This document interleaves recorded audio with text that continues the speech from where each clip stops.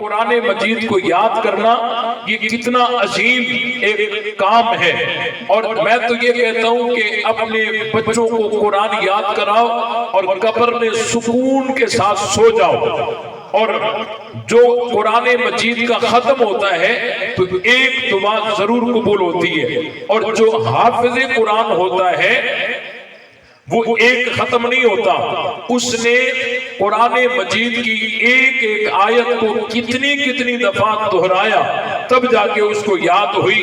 تو یہ کتنا بڑا عظیم اجر ہے، اور قرآن مجید کو اس نے اپنے سینے میں محفوظ کیا ہے۔ اللہ تعالیٰ قرآن مجید کو یاد کرنے کی نسبت سے اس بچے کو اور بھی مزید دینی تعلیم حاصل کرنے کی توفیق عطا فرمائے، اور اس کے محنت کو قبول فرمائے، اور والدین کی قربانی کو اور استادوں کی محنت کو اللہ تعالیٰ اپنی بارگاہ میں قبول فرمائے۔ بھائی اب یہ تکمیل قرآن کی بھی ایک نشست تھی اور نکاح کے حوالے سے بھی تھی، میں ضروری سمجھتا تھا کہ ان پر کچھ باتیں عرض کروں۔ بھائی قرآن مجید سے محبت رکھیں، اللہ تعالیٰ آپ کی محبت کو سلامت رکھے، قرآن سے محبت رکھیں، قرآن سے تعلق رکھیں، بچوں کو قرآن پڑھائیں، اور جس نے اپنے بچوں کو قرآن پڑھایا وہ اس دنیا کا امیر ترین آدمی ہے۔ تمام ساتھی بچوں کو قرآن پڑھاؤ گے؟ قرآن مجید کی ایک آیت میں نے پڑھی ہے، اور یہ سورہ فاتحہ ہے، اور سورہ فاتحہ نبی پاک صلی اللہ علیہ وسلم کی خصوصیات میں سے ہے۔ انبیاء کرام بہت سارے گزرے، لیکن سورہ فاتحہ نبی پاک صلی اللہ علیہ وسلم پر نازل ہوئی ہے، اور سورہ فاتحہ پورے قرآن کا اجمال ہے۔ سورہ فاتحہ ایک قسم کی دعا بھی ہے، اگر کوئی ہاتھ اٹھا کر سورہ فاتحہ پڑھتا ہے سمجھو کہ اس نے سب کچھ مانگ لیا۔ ایک عظیم دعا ہے، اور یہ ہر نماز کی ہر رکعت میں سورہ فاتحہ پڑھی جاتی ہے، نماز فرض ہو، سنت ہو، نفل ہو، واجب ہو، اس میں یہ سورہ فاتحہ پڑھی جاتی ہے۔ ہاں اگر جماعت کے ساتھ نماز ہو فقط امام پڑھے گا، باقی سارے سکوت کریں گے۔ سورہ فاتحہ ایک عظیم دعا ہے، اس میں اللہ تعالیٰ نے ایک دعا سکھائی ہے، اہدنا الصراط المستقیم، یا اللہ ہمیں صراط مستقیم پہ چلا۔ صراط عربی میں راستے کو کہتے ہیں، مستقیم کا معنی ہے سیدھا راستہ۔ یا اللہ ہمیں صراط مستقیم پہ چلا۔ ہر نمازی جب نماز پڑھتا ہے سورہ فاتحہ پڑھتا ہے، اور اس میں یہ دعا کرتا ہے اہدنا الصراط المستقیم، یا اللہ ہمیں سیدھے راستے پہ چلا۔ سیدھا راستہ یعنی جنت کا راستہ، اس راستے پہ ہمیں چلا۔ اور توجہ کیجئے نبی پاک صلی اللہ علیہ وسلم کا طریقہ، اور جس میں صحابہ بھی حضور کے ساتھ ہوں، اس طریقے کو سنت کہتے ہیں۔ اور سنت جو ہے یہ ضمانت ہے جنت کی، اور جو سنت پہ چلتے ہیں ان کو صحابہ کہتے ہیں۔ تو صحابہ اہل سنت ہیں، جو اس دنیا میں اہل سنت ہیں وہ قیامت میں اہل جنت ہیں۔ تو اللہ تعالیٰ نے فرمایا اہدنا الصراط المستقیم، یا اللہ ہمیں سیدھے راستے پہ چلا۔ صراط الذین انعمت علیہم، راستہ ان لوگوں کا جن لوگوں پر تو نے انعام کیا ہے، انعام یافتہ جو لوگ ہیں ان کے راستے پہ ہمیں چلا۔ غیر المغضوب علیہم ولا الضالین، کہ ان کے اوپر تیرا غضب بھی نہیں اور وہ گمراہ بھی نہیں۔ یہ ایک عظیم دعا ہے۔ ہم اللہ تعالیٰ سے پوچھتے ہیں یا اللہ یہ کون سے لوگ ہیں جو انعام یافتہ بھی لوگ ہیں، جن کے اوپر تیرا غضب بھی نہیں، وہ گمراہ بھی نہیں۔ تو اللہ تعالیٰ نے قرآن مجید میں دوسری جگہ فرمایا وَمَن يُطِعِ اللَّهَ وَالرَّسُولَ فَأُولَٰئِكَ مَعَ الَّذِينَ أَنْعَمَ اللَّهُ عَلَيْهِمْ مِنَ النَّبِيِّينَ وَالصِّدِّيقِينَ وَالشُّهَدَاءِ وَالصَّالِحِينَ۔ اللہ تعالیٰ نے قرآن مجید میں دوسری جگہ فرمایا انعام یافتہ جماعتیں چار ہیں، ایک جماعت نبیوں کی ہے، دوسری جماعت صدیقین کی ہے، تیسرے نمبر پر شہداء ہیں، چوتھے نمبر پر صالحین ہیں۔ یہ بات یاد رہے کہ یہ جو انعام یافتہ لوگ ہیں یہ غیر المغضوب علیہم بھی ہیں ولا الضالین بھی ہیں۔ غیر المغضوب علیہم کا مطلب یہ ہے کہ ان کے اوپر اللہ کا غصہ، اللہ کا غصہ، آپ بولتے رہیں ذرا، اللہ کا غصہ نہیں ہے۔ وَلَضَّالِّينَ کا مطلب یہ ہے کہ وہ گمراہ بھی نہیں، ان پر اللہ کا غصہ بھی نہیں اور یہ گمراہ بھی نہیں۔ چار جماعتوں میں سے پہلی جماعت نبیوں کی ہے، تو اللہ تعالیٰ نے جس کو نبوت دی ہے یہ ازہر من الشمس ہے، اللہ نے جن کو نبوت دی، اب جو نبی ثابت ہو گیا، اب یہ اللہ کا ان پر غصہ بھی نہیں اور یہ خود گمراہ بھی نہیں ہے۔ باقی تین جماعتیں رہتی ہیں، ایک جماعت صدیقین کی ہے، دوسری جماعت شہداء کی ہے، تیسری جماعت صالحین کی ہے۔ میں ابتدا میں بتا دینا ضروری سمجھتا ہوں کہ اس میں تو بحث ہو سکتی ہے کہ کون صدیق ہے کون صدیق نہیں ہے، اس میں تو بحث ہو سکتی ہے، لیکن جس کا قطعی طور پر صدیق ہونا ثابت ہو جائے اس کے لیے یہ بات از خود ثابت ہو جائے گی کہ ان کے اوپر اللہ کا غصہ بھی نہیں اور وہ گمراہ بھی نہیں، کیونکہ صراط الذین انعمت علیہم کے بعد غیر المغضوب علیہم ولا الضالین ہے۔ تو آئیے دیکھتے ہیں کہ صدیق کون ہے، اور ان کے جو روافض کی کتاب ہے، یعنی روافض کی معتبر ترین تفسیر ہے تفسیر قمی، اس تفسیر قمی کے اندر الا تنصروه فقد نصرہ اللہ اذ اخرجہ الذین کفروا ثانی اثنین اذ ہما فی الغار، اس آیت کے تحت لکھا ہوا ہے کہ نبی پاک صلی اللہ علیہ وسلم نے فرمایا حضرت ابو بکر کو انت صدیق، ابو بکر تو صدیق ہے، اور اس کے ساتھ ساتھ ان کے مذہب کی کتاب ہے کشف الغمہ فی معرفت الائمہ، اس میں ایک روایت لکھی ہوئی ہے کہ ایک شخص ایک سائل امام محمد باقر کی خدمت میں آیا۔ امام محمد باقر کون ہے؟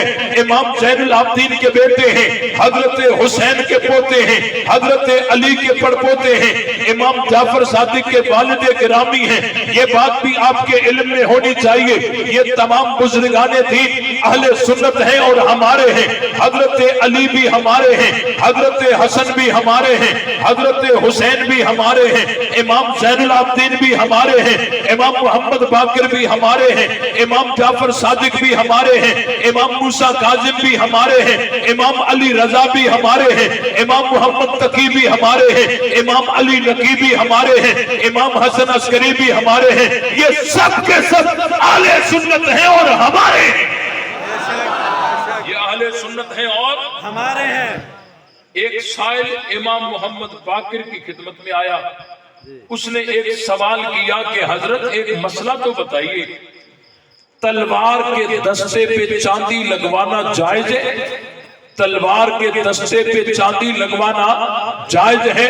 تو امام محمد باقر رحمت اللہ علیہ نے فرمایا قال لا باس بہ، فرمایا کوئی حرج نہیں ہے، تلوار کے دستے پہ اگر کوئی چاندی لگوائے لا باس بہ، کوئی حرج نہیں ہے۔ دلیل کے طور پر امام محمد باقر نے فرمایا قد حلا ابو بکر صدیق رضی اللہ تعالی عنہ سیفہ، کہ تحقیق حضرت ابو بکر صدیق رضی اللہ تعالی عنہ نے بھی اپنے تلوار کو چاندی لگوائی تھی۔ کیا مطلب؟ اگر یہ کام ناجائز ہوتا تو ابو بکر نہ کرتے، انہوں نے جو کیا ہے یہ جائز ہے۔ یہ دلیل کس نے پکڑی؟ امام محمد باقر نے، جو حضرت امام زین العابدین کے بیٹے ہیں، حضرت حسین کے پوتے ہیں، حضرت علی کے پڑپوتے ہیں، امام جعفر صادق کے والد گرامی ہیں، ان کے عقیدے میں بالکل معصوم ہیں، غلط بیانی سے بالکل پاک ہیں۔ انہوں نے حضرت ابو بکر کے یعنی عمل سے استدلال پکڑا قد حلا ابو بکر صدیق رضی اللہ تعالی عنہ سیفہ، کہ تحقیق حضرت ابو بکر صدیق رضی اللہ تعالی عنہ نے اپنے تلوار کو چاندی لگائی تھی۔ کیا مطلب؟ اگر یہ کام ناجائز ہوتا تو ابو بکر نہ کرتے۔ اولاد علی تو یہ ثابت کر رہی ہے کہ ناجائز کام ابو بکر نہ کرتے، نہیں کرتے، نہیں کرتے، نہیں کرتے۔ آج جو کہتے ہیں کہ صدیق اکبر نے حق غصب کیا، حضرت ابو بکر نے باغ فتح غصب کیا، خلافت پہ قبضہ کیا، اہل بیت پہ ظلم کیا، یہ جھوٹ بولتے ہیں، غلط بیانی کرتے ہیں۔ صحابہ کا اہل بیت سے پیار ہے، اہل بیت کا صحابہ سے پیار ہے، اور ہمارا دونوں سے پیار ہے۔ تکبیر شان محمد مصطفیٰ شان صحابہ شان اہل بیت شان اہل بیت حضرت ابو بکر صدیق نے امام محمد باقر نے جب یہ دلیل بیان کی قد حل ابو بکر صدیق رضی اللہ تعالی عنہ سیفہ کہ حضرت ابو بکر صدیق نے اپنے تلوار کے دستے کو چاندی لگائی تھی. اگر یہ کام ناجائز ہوتا تو ابو بکر نہ کرتے. وہ سائل بھی جلا بھنا ہوا تھا. اس نے پلٹ کر کہا حل انت تقول لہ صدیق. حضرت آپ بھی انہیں صدیق کہہ رہے ہیں. سبحان اللہ. آپ بھی انہیں صدیق کہہ رہے ہیں. وہ جلا ہوا تھا, وہ جلا ہوا تھا, بنا ہوا تھا, سڑا ہوا تھا. اس نے پلٹ کے کہا حل انت تقول لہ صدیق. حضرت آپ بھی انہیں صدیق کہتے ہیں, آپ بھی انہیں صدیق کہتے ہیں. فوثب وثبتا واستقبل القبلہ قال نعم الصدیق نعم الصدیق نعم الصدیق من لم يكن له صدیق فلا صدق اللہ له قولا فی الدنیا ولا فی الآخرہ. امام محمد باقر وجد میں آئے, کھڑے ہو گئے, قبلہ رخ ہو کر فرمانے لگے جی ہاں ابو بکر صدیق ہیں, جی ہاں ابو بکر صدیق ہے, جی ہاں ابو بکر صدیق ہے. جو ابو بکر کو صدیق نہ کہے اللہ اسے دنیا میں بھی جھوٹا کرے, آخرت میں بھی جھوٹا کرے. سبحان اللہ. تو حضرت ابو بکر صدیق ہو گئے نا, جی یہ بات تو کنفرم ہو گئی نا. دنیا میں صدیق جو بھی آئے اور صدیقین میں شامل ہوتے جائیں اس میں کوئی اعتراض نہیں, لیکن ابو بکر تو صدیق پکے ہیں نا. بے شک بے شک. ابو بکر تو صدیق پکے ہیں. تیسرے نمبر پر جماعت ہے شہیدوں کی. اب شہید کون ہوتا ہے, کس کو کہتے ہیں, توجہ کیجئے. شہید کون ہوتا ہے اور کس کو کہتے ہیں؟ ہر پارٹی اپنے مرنے والے کو شہید کہتی ہے. کیا یہ واقعی عند اللہ شہید ہے بھی صحیح؟ کیا تم نے شہید کس کو سمجھا ہے؟ شہید کس کو کہتے ہیں؟ جس کو گولی لگے وہ شہید ہے, ہرگز نہیں. جس کا خون بہے وہ شہید ہے, ہرگز نہیں. جو ٹکڑے ٹکڑے ہو جائے وہ شہید ہے, ہرگز نہیں. جس کا سر تن سے جدا ہو جائے اس کو شہید کہتے ہیں, ہرگز نہیں. شہید کس کو کہتے ہیں؟ شہید کی تعریف کیا ہے, ڈیفینیشن کیا ہے, شہید کہتے ہیں کسے؟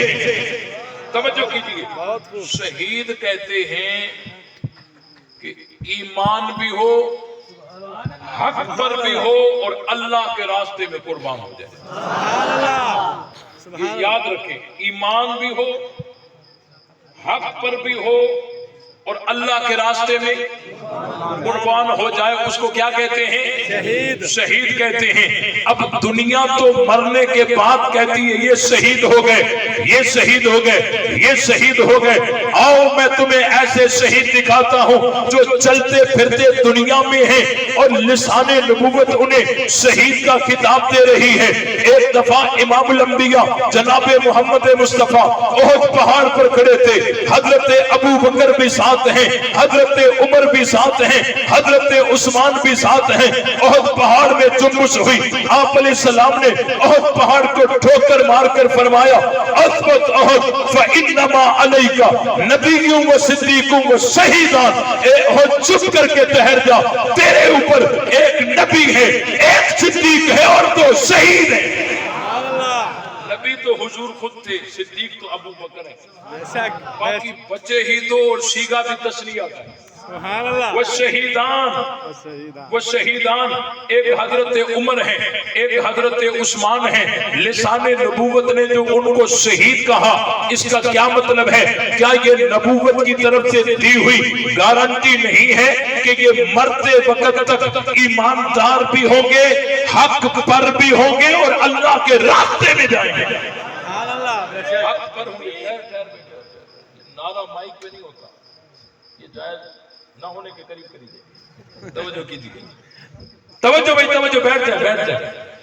شہید اللہ کے نبی نے جب انہیں کہا، اس کا مطلب یہ نہیں بنتا کہ اللہ کے نبی نے گارنٹی دی کہ آخری وقت تک وہ ایماندار بھی ہوں گے، حق پر بھی ہوں گے، کسی کا حق دبائے ہوئے نہیں، حق پر ہوں گے، اللہ کے راستے میں جائیں گے۔